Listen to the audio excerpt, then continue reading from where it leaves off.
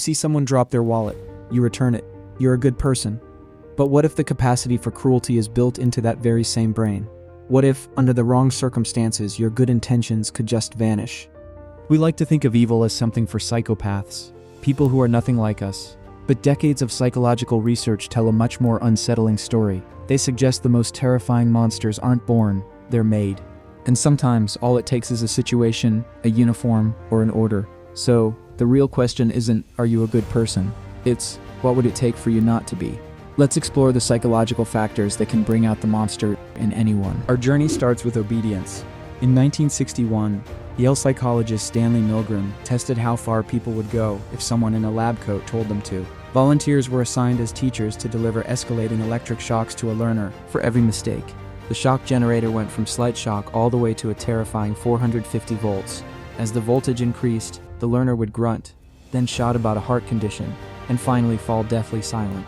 The teacher would look to the experimenter, who would calmly insist, "The experiment requires that you continue."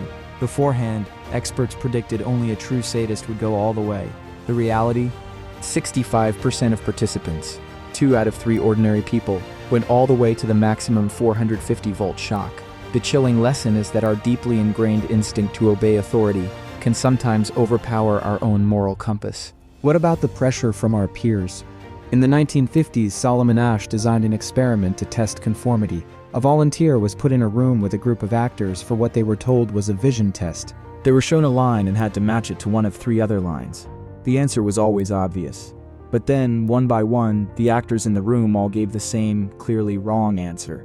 When it was the volunteers' turn, what did they do? Asch found that a staggering 75% of participants conformed to the group's wrong answer at least once. When interviewed, many said they knew the group was wrong but went along with it to avoid looking foolish. It shows the powerful desire to fit in can be strong enough to make us deny our own reality. Let's try another situation. You see someone collapse on a crowded street. Do you help?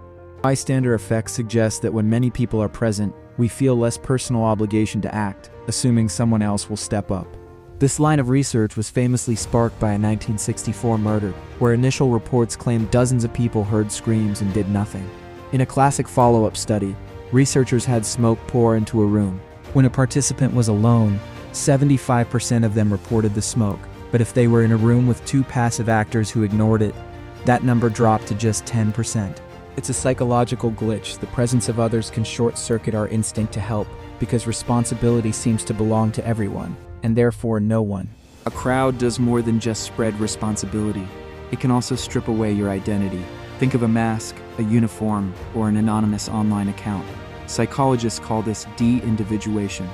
When you feel anonymous, the internal brakes that usually guide your behavior can fade. You aren't John Smith, the accountant anymore. You're just one face in a mob. In a well-known experiment, psychologist Philip Zimbardo had students deliver what they thought were electric shocks.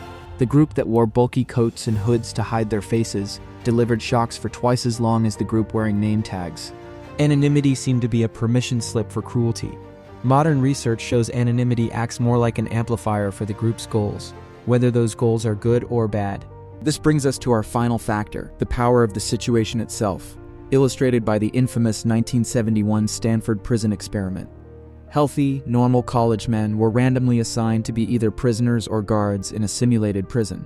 The study was supposed to last 2 weeks but had to be shut down after just 6 days. The guards, given uniforms and power, quickly became sadistic and abusive. The prisoners became passive and emotionally broken. It is crucial to note that the Stanford prison experiment is hugely controversial today. Critics have pointed out serious flaws, including how the researchers may have influenced the guards' behavior.